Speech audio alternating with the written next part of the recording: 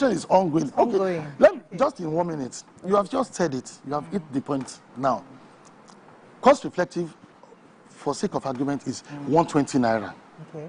Ordinarily, if people are allowed to pay 120 naira sincerely, there will be sustainability and continuity of this sector. Nobody will shout. Because out of the 120, the value chain is 3 segments: generation, transmission, and distribution.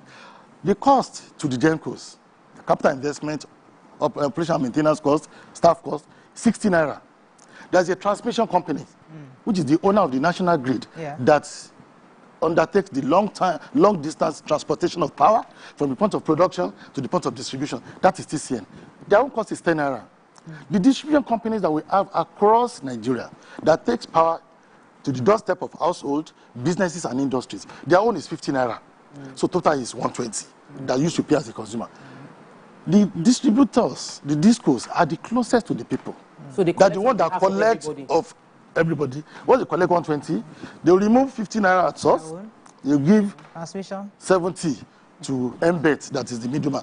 10 naira from it will go to transmission, 60 will go to generation. The government said, no, I want my people to enjoy cheap electricity. Don't pay 120 naira. Pay 60 naira. That is 50% subsidy. And I will add 60 naira. When did it start? It has started since. I'm coming to that. It was not open. Yeah, it was not. We have transparency now. Power sector has always been run like a cult.